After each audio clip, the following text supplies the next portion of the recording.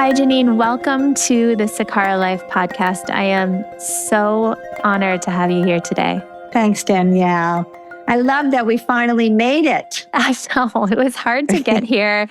I've been DMing you on Instagram and I don't think you've been getting it. So then I just was like, you know what? I'm just going to start commenting on all of her posts. I've been trying to get your attention for a while. I've been such a fan of your work since before I started this company 15 years ago. So it's been a while and I'm so grateful for you and the work that you do. But before we get started, we like to start off every podcast with the same question, which is, what is your mission here on earth? What are you here to do? Ooh, well, let's see. I would say that I'm here for a few reasons. One is the main one, I think, is to drop the identification with my historical conditioning and to stop seeing through old wounds, to see clearly, to see things just as they are. I think in spiritual language, it would be to wake up, but to wake up really to what's always been here. And I would say alongside of that is the strong desire to speak about that, to talk to people about that, particularly women, particularly through the relationship with food and bodies. And now, having just finished a book that's going to be coming out in about a year about untying, the subtitle is Untying the Impossible Knot Between Mothers, Daughters, and Food.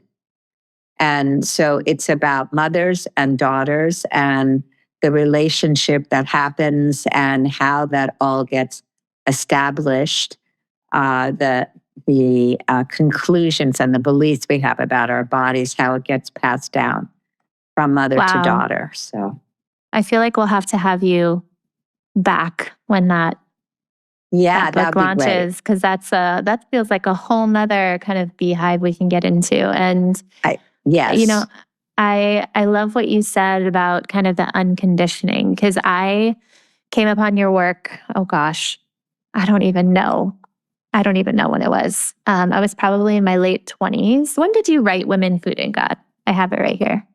15 years ago. 15 years ago. So that's when I came across it. It was about 15 years ago. I started Sakara about 13 and a half years ago. And, we deliver fresh food, organic. We're kind of like your nutritionist and personal chef in one. And we deliver it all across the country. And, my story is really related to, I had so many disordered eating patterns throughout my life. I started dieting at 9. And that I really had to come to food as nourishment, food as medicine, because it was the enemy for me for so long. It was always like less is better. I learned how to count calories and carbs and points and pounds, and I was never taught how to build a body I felt really good in, even though I had a background in medicine, and now I have my master's in functional medicine. But, it's amazing that you can learn medicine and not learn how to build a body you feel great in yourself. And your work really answered so many kind of questions I didn't even know I had, particularly in Women, Food, and God. For anyone out there that hasn't read it, I think it's like a must read, especially for women, but I'm sure for so many men as well. But when you talk about women, food, and God, like, what is God doing in that title? Why and what does God mean to you in that title, in this work? To begin with, I called it Women, Food, and God because I knew that would get people's attention. And I knew that putting God in with women and food would let people know how gigantic I believe and directly experience this issue, if you want to call it an issue pattern, to be. It's that big. And God in the context of the title of the book, means that when you work with women, well, let's just say I'll bring it back to myself. And working with myself, and my relationship with food and going all the way through it. And Suzuki Roshi, one of the men who brought Zen to America, when it was asked, what is enlightenment? He said, following one thing all the way to the end. And I feel like following this thing with food all the way to the end brings you, me, anyone who's willing to do this, in touch with their beliefs and their conclusions about who they are, that they're actually not, but that we live from that. We live from those mistaken, unavoidable conclusions, and we see the world through that. And so when you start working with food all the way in, when you really ask yourself, what are you doing? What's going on? I worked with somebody recently who had a pile of 10 pancakes on her plate. This was at an eating meditation at a retreat. And I asked her if she liked pancakes. And she said, no, she didn't. And I said, well, what are the pancakes about? She said, they're about taking revenge on my dead mother. So she wanted to show her mother, who told her she couldn't eat pancakes, that she could eat pancakes. So that told me there's something in her that believes that she's not worthy. And it's following that, using food to begin with what's on your plate, and then following that all the way to the end, that to a sense of unworthiness or a lack of value. And then we get to question that. And then we get to see that that's not true. It's so powerful. And you talk about, this idea of God is on our plate. And that's because how we fill our plate, and you just exemplified that, is indicative of our relationship to our own sense of worthiness. And yes. And so, this idea of having control, one of my favorite parts of the book, it's towards the beginning, but is, you're hosting this retreat and you have everyone go get their food, and then everyone has to sit with their food and wait until everyone's sitting down. And,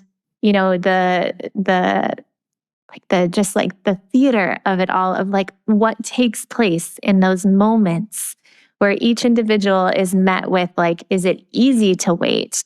Have you ever sat and looked at your plate before you actually ate it? And what does that mean? And what are the stories you're telling yourself? How did you come up with that as one of the entry points to your retreat? And you talk often about how these women in the retreat with you, especially at the beginning, just hate you. They just don't want to be there. They're just forced to face this relationship that they've never wanted to face, yet it's so clear it's the thing they wanted to face more than anything. And so I guess, I have so many questions in there, I know, but first of all, how did you choose to have that as be one of the end points to your work with these women, is to have them have to sit and wait before they can enjoy their meal, or maybe not enjoy their meal? Well, it started out, I've been teaching retreats for quite a while now, since 1991. And there was one particular retreat, because I didn't do this at the beginning. I didn't do these eating meditations at the beginning when I started teaching. But there was one retreat where I walked into the dining room after the retreat was over. No, maybe it wasn't after it was over. It was during the lunch break, and there was so much noise and chatter. And I realized that nobody in that dining room, after 3 days of being on a retreat with all of us and me, talking about conscious eating, just eating when you're hungry, stopping when you had enough, paying attention to the food, there wasn't anybody that was doing that. And I could tell. It was obvious. Everybody was very, very involved with their neighbor. And so I rang a bell and I said, oh, all right. What's going on? What about the eating guidelines? And the eating guidelines are the mainstay of the physical hands-on part of what I do with food. And somebody actually said to me, what eating guidelines? And we had just been talking about them for 2 days. And so I realized that it's one thing to talk about the relationship with food, but it's a whole nother thing to have food in front of you in vivo and work with it right there. And at that very next retreat, I started the eating meditations. And I'm still the least favorite person in the room when I do them. Recently, one woman who was 6'2" and outweighed me by double said to me, I could walk across the room right now, pick you up with my pinky and throw you on the wall. And I want to, unless we start eating soon. So it's not a happy moment because compulsion, the very definition of it, is you do it so you don't have to, it's a way to distract yourself from what's going on. And what I'm asking people to do by sitting with the plate of food is focus on what's going on. So is it the obsession that is distracting us from what we actually need to be facing? Because, I've been in wellness now for a long time, and I think it's become, sadly, just like another kind of diet culture, when its intention was really, how do we nourish ourselves? How do we take care of ourselves? And now I think it's been kind of hijacked into like, how do we perfect ourselves? Which is then like just back to the diet culture. And so it just speaks to this obsession in the culture, this obsession with thinness, this obsession with anti-aging, this obsession with health span and longevity. And so is the obsession, is what I hear you saying, and you talk about this in the book. You have a quote that says the relentless, or no, it's over here. You said, we've become so obsessed with getting rid of our obsession, with riding on top of our suffering and ignoring its inherent message, that we lose the pieces of ourselves waiting to be found beneath it. So you're saying our obsession with food, because I know everyone I know is obsessed with it in some way, what to eat, what not to eat. So it's moved away from like calories and carbs. And now it's like, there's like a food group that's the enemy or a food group that's the darling, like protein right now. And it's the obsession, and it's distracting us. Like, what is it distracting us from, do you think? Well, most of us, when we're children, and we can't help this is what happens to every single kid, even if they have perfect parenting. And of course, I've never met anybody who does have perfect parenting. But we base our feelings and our beliefs about ourselves. We form them, we create them based on what's going around, what's happening around us. We're dependent on the people around us. Of course, kids are. That's what being a kid is. And we decide, let's just say our mother forgot to or came late one day to kindergarten, picking us up. And so what starts happening quite early, and that's just a mundane example. My mother forgot about me. My mother doesn't want me. I'm not lovable. Let's just adjust a little teeny example, but that's the seed of what starts going on. That's intolerable. That is unbearable for a kid to feel. And so we press that down and start developing adaptive behaviors. Okay, let me be nice. Let me be cute. Let me be funny. And then if what comes up is that feeling of I'm not worthy or I'm not lovable comes up too much, then we really want to distract ourselves from it. And that's where eating comes in. So then we get to feel bad about something and also in control, even though we're out of control of it. We realize we're the ones putting the food in our mouths.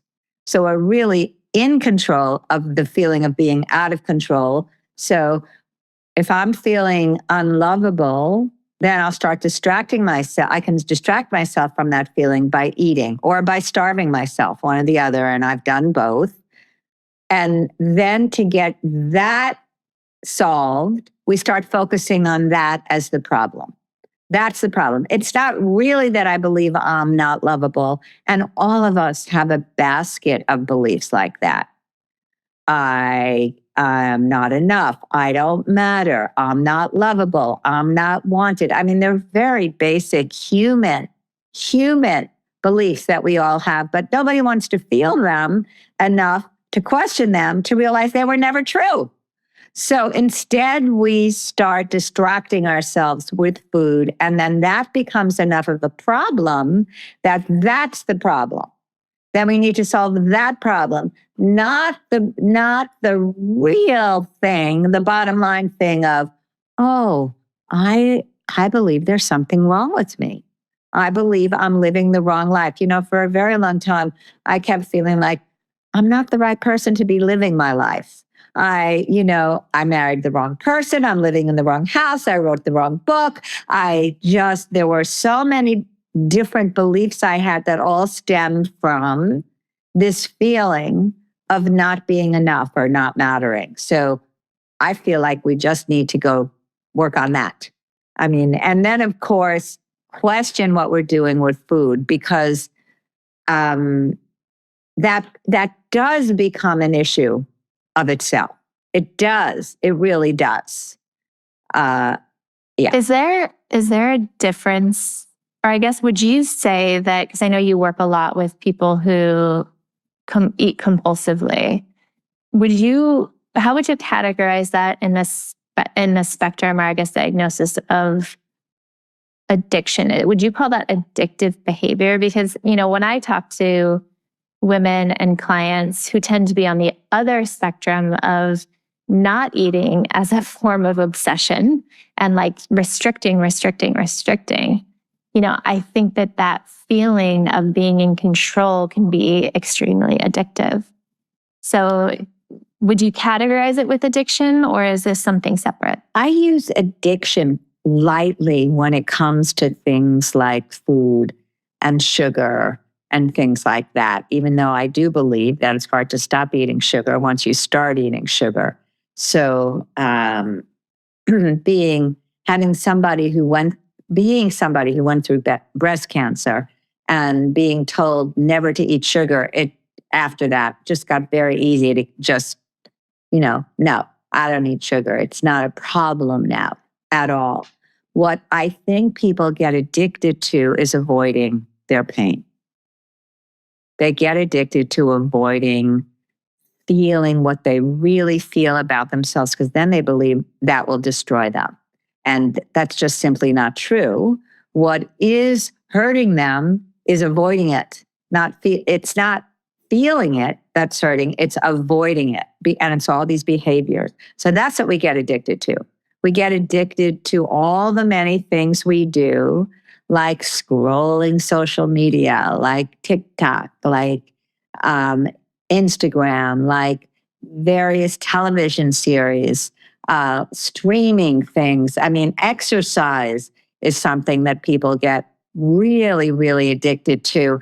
The more that we don't want to feel what we're feeling, the stronger the behavior is in terms of what we eat, do, how we behave, relationships, work. It's all related, but it all goes back to the same pot, so to speak. And you talk about in the book that, you've many people who are in that room with you at any given point across your retreats that, have lost so much weight, have then gained so much weight.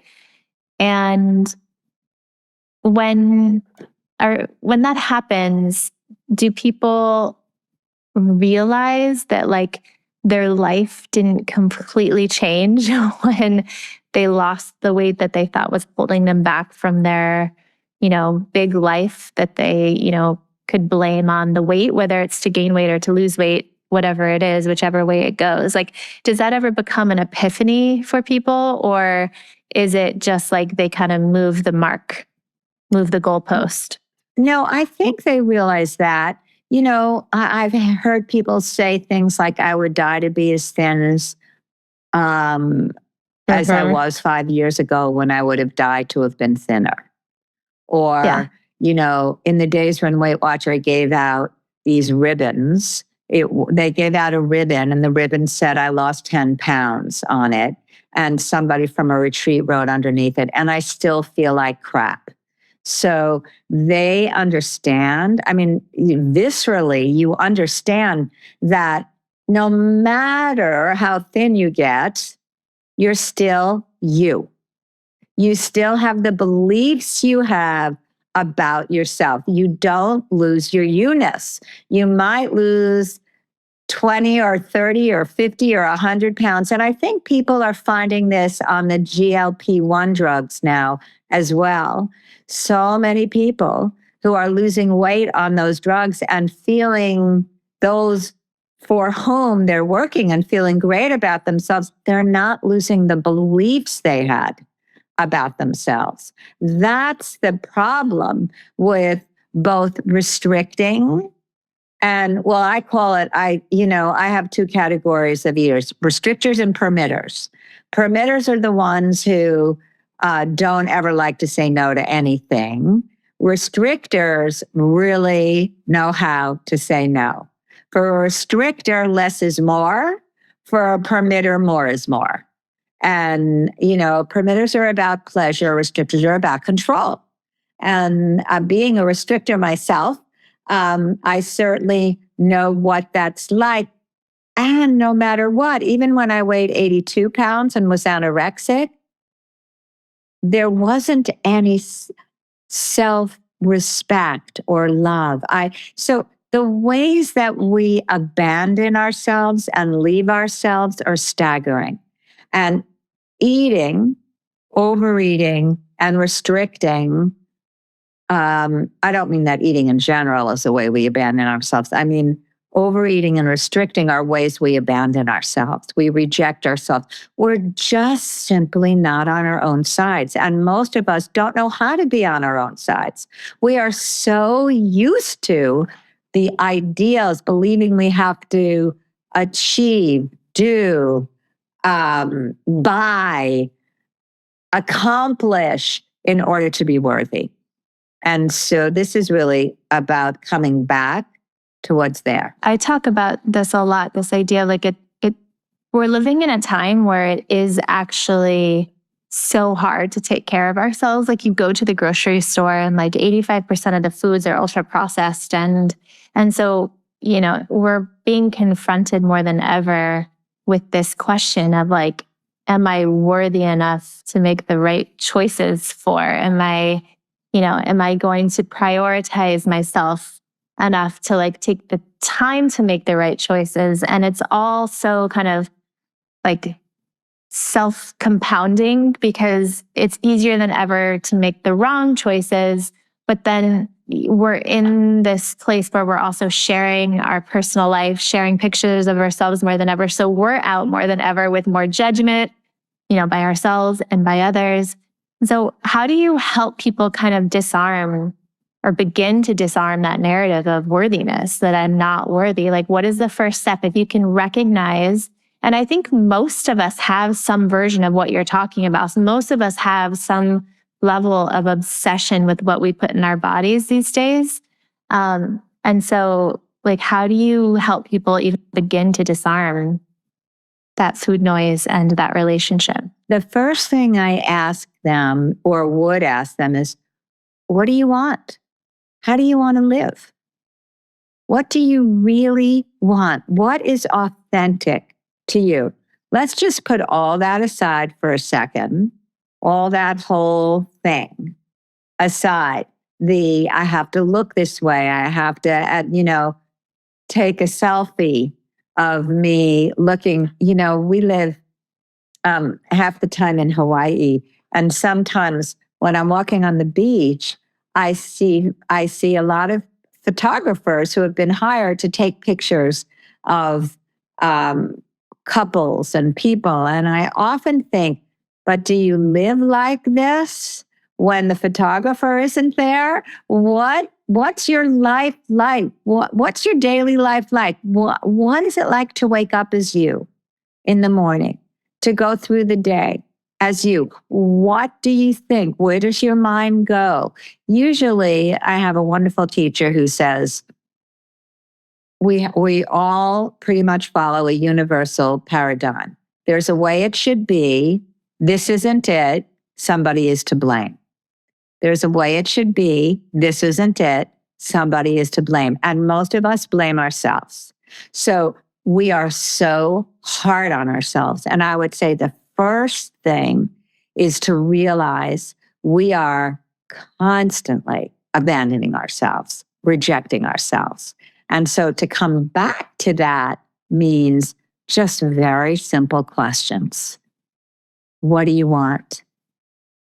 What's authentic to you? How do you want to live? What do you want to eat? Not what do you want to eat because your mother told you or the culture told you that you should or you shouldn't eat that, but what is it that you really want to eat? What feels good to you? Now I realize not everybody can do this, can live in a way that, quote, feels good to them, but we can start being on our own sides. We can start with teeny little steps, 5 minutes in the morning, just tune in. What does it feel like? Breathe. Just take 5 minutes for yourself rather than turning over and picking up your phone. Open your eyes, pick up the phone. No, open your eyes, spend 5 minutes breathing, belly breaths, just with yourself. Okay, I woke up. It's a good day on earth. I woke up. I'm alive. This is good. Like that. I love that. And you talk about this idea of spiritual hunger. So can you explain what you mean by that and how it relates to our relationship to food? I think what we're hungry for is to really know who we are, to look without wounded eyes, or distorted lenses. We see the world as our wounds are. We don't really see what's there. It's like looking constantly through a series of scratch glasses. If these glasses that I'm wearing were really, really scratched and added to them, they were yellow scratch glasses, I would not be seeing what's there. I wouldn't even hear what's there because I'd be seeing through those wounds. And I think this is a really, really big thing for people to get because I don't think we get it, how much we miss because we believe the stories we're telling ourselves about how unworthy we are or how we lack value. Or, I'll give you an example, which is along the lines of what I'm talking about. A friend of mine wanted to come over for Mother's Day. Her child was living across the country. She didn't want to be alone for Mother's Day. She asked me if she could come over and have the day with my husband and me. And I said, of course. And then my husband got really sick. And I texted her. First, I called her, got her voicemail. Then I texted her and I said, we can't do it today. I don't want you to get sick. Because I knew she was leaving in 2 days. She only saw the bottom of that text. She did not read the whole text. So she didn't read that I was canceling. And we lived pretty far out in the country. She drove 40 minutes without reading the text, showed up, and then felt exactly. And then turned out I was sleeping that day. My husband was there and he said, no, we canceled. She never knew we canceled. She ended up feeling exactly what she didn't want to be feeling. Seeing the world through those etched, scratched lenses.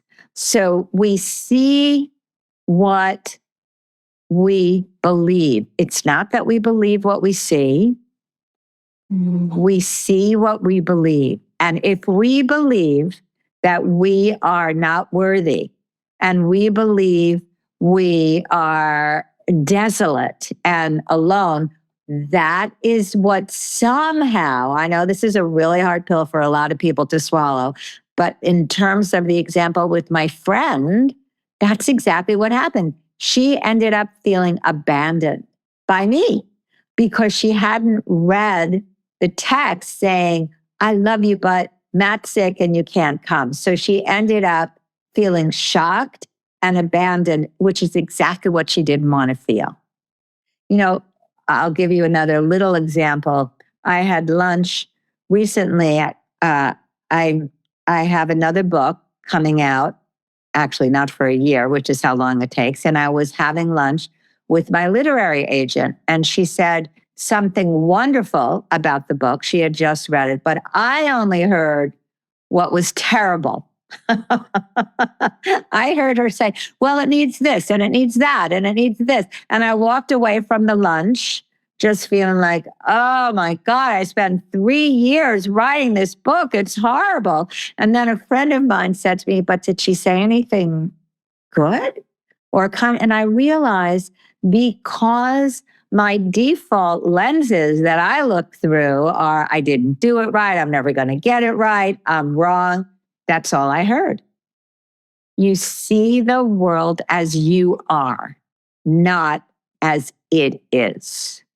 We see what we believe. And when you change what you believe, you know that lovely man, Wayne Dyer, years ago said, when you change the way you look at things, the things you look at change. And so everything changes when you change what you believe about yourself. And how do you think that relates to food? Because I get this question all the time now of, at Sakara, we talk a lot about body intelligence. And I know you talk about intuitive eating.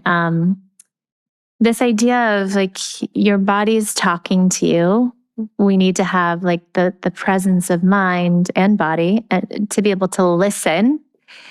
But in this world where there are just like so many opinions on what's good for you, what's not good for you, what to eat, what never to eat, like there's never been more noise around like health, well-being, how to kind of nourish than right now. And so how do you think about helping people find that inner voice that is true versus the one that's maybe coming from those scratched lenses that you were talking about?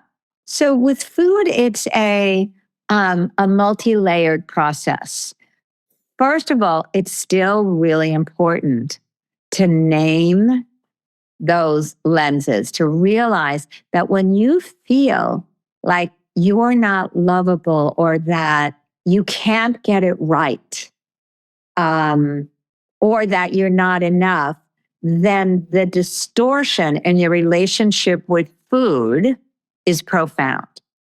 Because if I feel like I'm doomed, I can never get enough, then two things will happen. Either I'll say to myself, which has been true for many of my students, well, I can never get enough and I'm never going to get it right, so what the hell? I might as well just eat whatever I want to eat, since I can't have what I really, really want, which is a fundamental sense of well-being and relationships that work and feeling good in my body because I can never get it right and I'm not enough. Then I might as well have a good time with food because that's all that's left for me. So it all goes down to, well, one thread of it goes down to, what do you believe to be true about yourself? What did you take on as you were growing up versus what's actually true? That's one thing. That's what you and I talked about at the very beginning when you said, what's my mission? My mission is to keep seeing through the lenses that I took on as a kid and what I believed, because I came from, as many people did, just a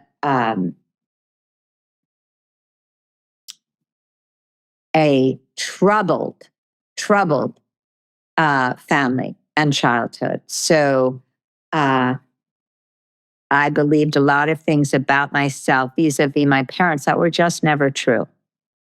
That's one thing. Second thing is with food itself, telling the truth about food itself, despite the food noise. What feels good in your body? So there's a set of eating guidelines that I give people. Eat when you're hungry, when your body's hungry. eat without distractions, sitting down. Now, this is getting to be tougher and tougher for people because nobody is without their phones. Nobody. Everybody is looking at their phones all the time. That is a distraction. You cannot tell what your body wants and what feels good in your body. You don't have that kind of attention. You just don't. Even the most attentive people do not have the kind of attention that works with multitasking and eating and looking at your phone, or eating and reading the news, especially the news these days, is multitasking. You can't pay attention and you will never get full. You will never, well, you might get full, you might get nauseated, but you won't feel like you've had enough. You won't feel nourished. You won't have taken in the goodness. I constantly say to people, you're not letting yourself have what you already have. Let's just say on the level of food, you have this bite of lusciousness in your mouth, or maybe it's not a bite of lusciousness or what somebody would consider lusciousness. Maybe it's just a bite of roasted cauliflower, which some people might consider luscious and some people wouldn't. But are you even letting yourself have it? Do you let yourself have what you already have? Most of us take away what we've got, what we already have, and feel like we need more. But in the meantime, we're not letting ourselves have what we have. And that's one of the gorgeous things about the eating meditations, is that people understand, because I say to eat slowly, they put it in their mouth and then the fork or the spoon is down for the next bite. It's not even finished in their mouth yet. They haven't finished chewing it. They haven't actually tasted it, and they're already on the next bite. So we're already on the next one before we even let ourselves have this one. And in that way, we're never present. And that's true with the entire rest of our lives. We don't actually let ourselves be right here, be present. Feel your feet on the floor, your butt in the chair, take a belly breath, be where you are. Oftentimes when I start teaching, because I do also retreat calls, I ask people to orient themselves. Take a look around the room you're sitting in. Feel your feet on the floor, ground yourself, orient yourself, feel your butt in the chair, be where you are. Because if you're somewhere in your mind, that's no place at all. Yeah, and it so speaks to the core of what you're saying, which is the sense of worthiness. And you talk about this in the book, but this idea of like when you love something, like even if we could all just like think about something we love, whether it's a being or a pet or a whatever, it's like you want to nourish it. You want to take care of it. You want to be present with it. You want time with it. And then when you think about something like that you hate, you want to punish it. You want to get rid of it. And for me, for so long, food was absolutely a tool for punishment. It was like not eating was a punishment. Sometimes eating was the punishment. And so, as you've said many times today, it's like if we can get to that place of really understanding what it is we don't like, we can stop kind of using food to punish ourselves and actually have the real conversation we're trying to have, which is, why do we not feel worthy in the first place? Yes. Yeah. Right. So it's about paying attention. It's about taking your attention particles, so to speak, from everywhere we've scattered them, and we've scattered them in 10,000 places, and bringing them back here, bringing them back home. Bring your attention back. So when you love something, you pay attention to it. So when you love something, to be able to give yourself the permission to pay attention to yourself. And what would it be like to, in this day and age, what would it look like to raise daughters who never really disconnect from their hunger or their divinity? Like, how do you, for this next generation, I have a daughter, and I think, I started dieting at the age of 9. I have an almost 7-year-old girl and a younger son. And I am actively trying to make sure we have a very kind of healthy relationship to nourishment, to taking care of ourselves, to loving our bodies, to listening to our bodies. But I would love to know your perspective. Like, how do we raise little humans, not even just daughters, that feel connected to what they're actually hungry for? Yes, the chapter I just finished in the book I just finished is called If I Had a Daughter. And it's about just this. What I would say, the most important thing, besides anything you teach, is to realize that your daughter is picking up everything that you feel and believe about yourself. So There's no tricking them. No. There's a transmission, an ongoing transmission that's going on. And so when you find yourself judging yourself, looking at your thighs or your neck or your face or your hair or any part of your body, or for that matter, anything else, but in terms of your body and judging it, she knows that and gets the information. My mom doesn't like her body. Bodies are bad. Bodies get to be judged. Bodies, I have to watch out.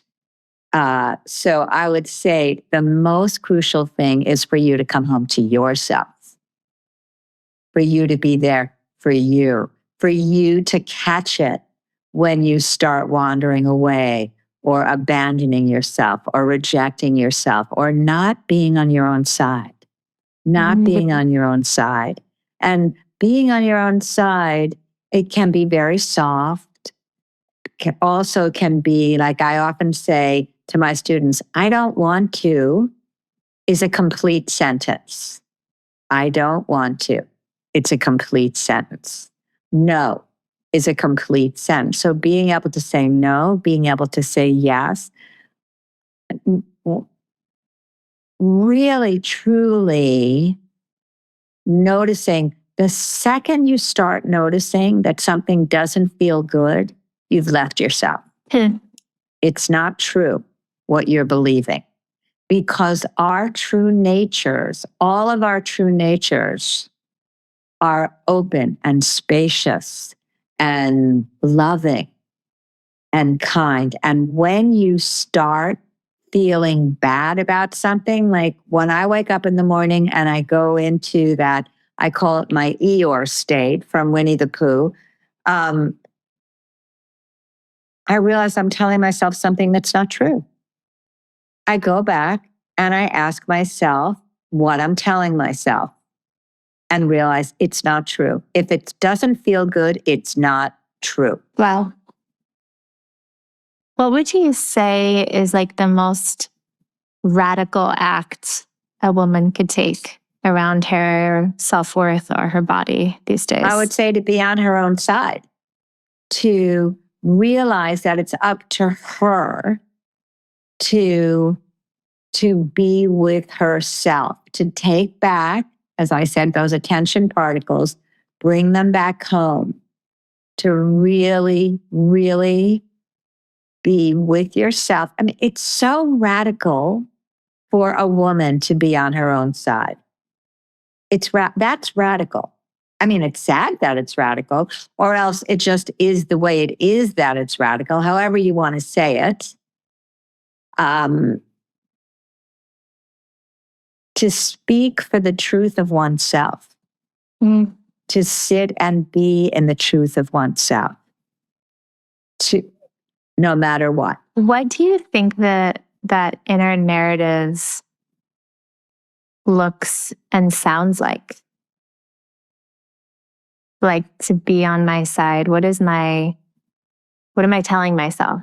You're noticing the second you start getting an odd feeling in your belly, the second your chest contracts, the second you feel like, no, that doesn't feel right.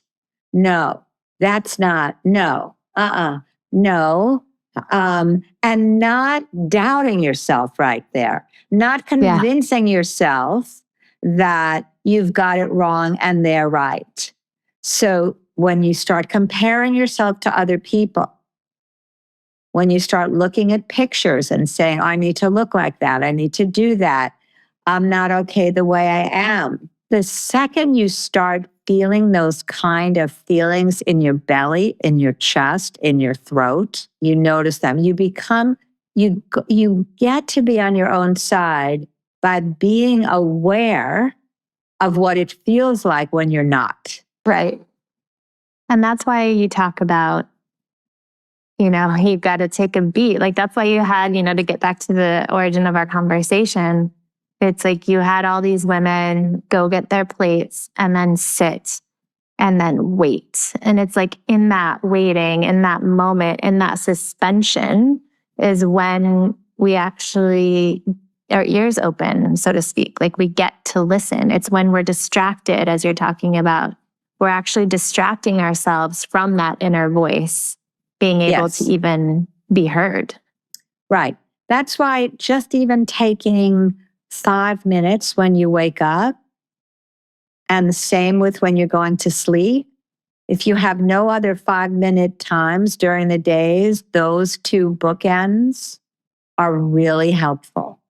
Just coming back and breathing into your heart, starting with your belly and really breathing into your heart. What I ask people to do is put their index finger and middle finger right at their heart point and to breathe into their hearts, to just feel it, to let themselves feel that for a moment. Come home to this body. It's all you got. This is the physical vehicle you got. You don't have another one. Sometimes people would say, but this, but that, but this. Yeah, but this is the vehicle you have to be awake and alive in. This is it. If somebody were, standing, I don't know, in front of the fridge at midnight snacking, or somebody is standing in front of a mirror, looking at their bodies, and you could be like on their shoulder, what would be your whisper? Well, there'd be two different whispers. If somebody was standing in front of a mirror, I would do a couple of things, or I've done a couple of things, both with myself, with my students. One is every time there's a judgment that comes up, I just replace it with an observation. Oh, this is where my thighs go in. This is where my thighs go out. Or I ask them to look with the eyes of love. Look with the eyes of love. What would love say to you about your sweet face, about your sweet body? What would love say? What does love want you to know? That's all we ever want, is to be seen, to be loved. And now we have the chance to do that for ourselves. We can be the ones we've been waiting for, but it has to be proactive because we didn't learn how to do that. So it's not like I can just say to somebody, okay, just be the one you're waiting for. No, it's about, okay, you can ask a question. What would love say to me right now? And believe me, love is not going to say, I can't believe you have such fat thighs. Or I can't believe you have jowls hanging down from your neck. Or I can't, love would not say that. Love would say, sweetheart. Love would say, hello, darling. Let me look at you. Let me look at your beauty. What we all want, and nobody can give that to us. I often write, or I know I wrote in Women, Food, and God, or in another book. At this point, I don't even remember, that when I met my husband, he said to me, I'm going to love you like nobody has ever loved you in your life. And he has. It's true. And this is the really important thing. It's lovely. I love him. We've been together for a long time now. It did not help me to love myself. It did not help me to love the places in me that I was judging. Love from the outside does not help. I mean, yes, look, certainly it's a lot better than harshness, and it's a lot better than 10,000 other things in a relationship, but it doesn't fill the holes. Doesn't do It the work. doesn't. No, it doesn't, because nothing can except you addressing them. So that's what I would say to somebody standing in front of the mirror. Sweetheart, what is it? What is it you love? Look at you. Aren't you gorgeous? Now, if you're sitting there saying, oh, no, my God, I don't believe a thing you're saying. Forget it. I'm not gorgeous. I'm ugly. I'm this, I'm that. Then I would notice that. And if I was talking to myself like that, I would think, wow, I've got some pretty intense self-rejection going on there. Where does that come from? Whose voice is it? So there's that. If somebody was standing in front of the refrigerator at midnight, which is the other thing you asked, and if I was behind them, I would say, also speaking from love, what is it you really want here? And what do you think eating is going to give you that you don't already have? What is it that you're hoping the food is going to do? I mean, first I'd find out if they were hungry. Then I'd find out what they're looking for. What are you looking for food to do? And then comes the next part of being the one you're waiting for. Right. And stop avoiding that conversation. Stop avoiding it. And that's a tough one, because most of us want it to come from outside. We didn't get it. You know how I felt about this for a very long time.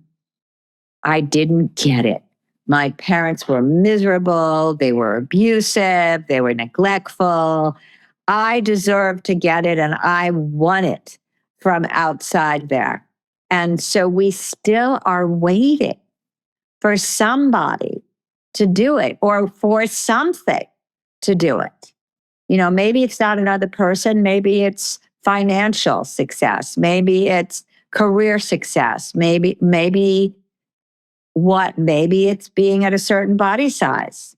But we think something out there is going to fix in here, and it never does, not once. I always talk about that, like how much of my mental capacity was spent obsessing over what I was going to eat. And if, I ate more than I wanted one day, then I could obsess over what I would do the next day to fix it. I'm like, if I could take back that time, I could speak 17 languages and own 20 companies, not one. And so to just think about what a true punishment it was, not just in the moment, but long term. I mean, obviously I'm grateful for it, and it taught me so much, and I wouldn't be here without it and without having to go through all of it. But yeah, it's just, it's such an obsession. And I think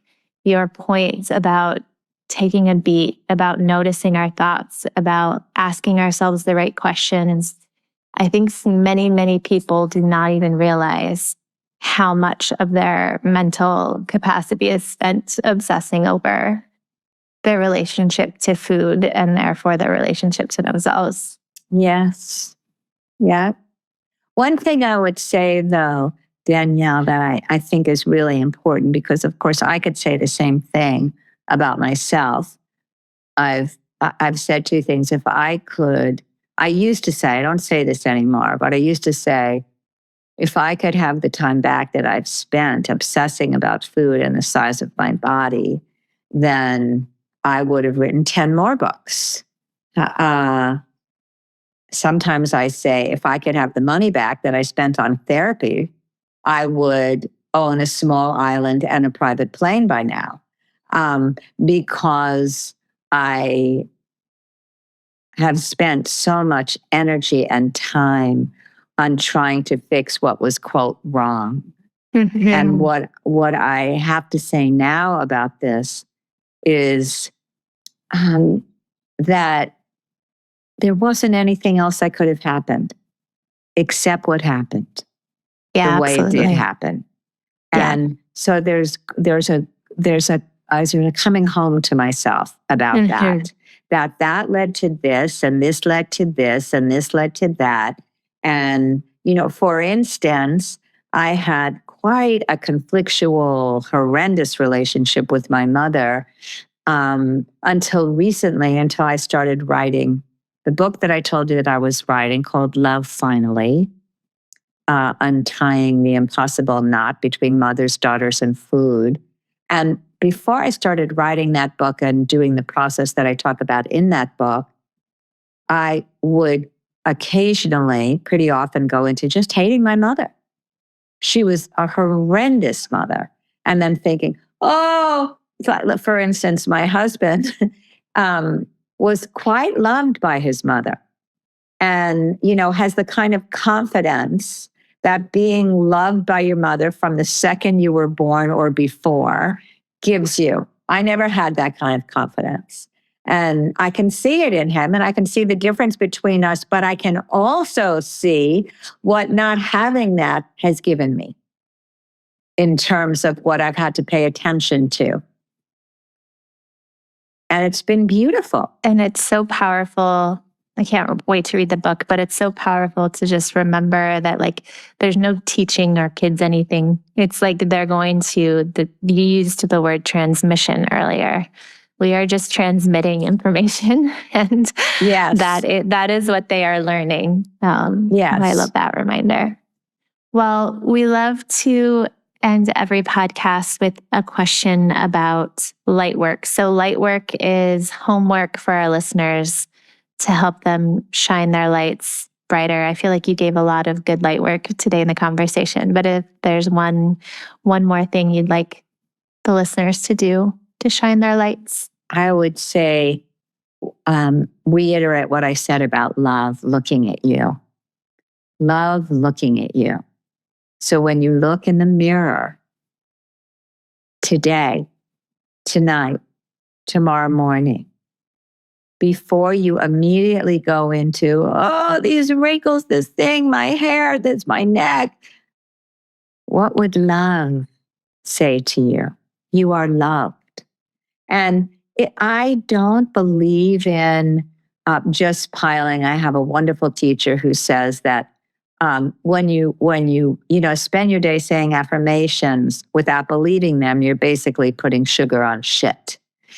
Because you're just, it's a whole pile of, I don't believe any of this. And now you're putting sugar on top with, I'm lovable, I'm wonderful, I'm beautiful. No, that's not what I'm saying to do. I'm saying, actually ask yourself, what would love say to me now? What would love say to me now? What would love see? I tried doing this, or I did do this for quite a while. When I looked in the mirror, I looked with what I call the eyes beneath my eyes, the eyes behind my eyes, not my conditioned eyes, but the eyes behind my eyes that could see clearly. We all have those eyes. Look with those. So beautiful, Geneen. I'm so happy I got to have you on the podcast. Thank you so much for being here and for all the work you do. Yeah. Thank you, Danielle.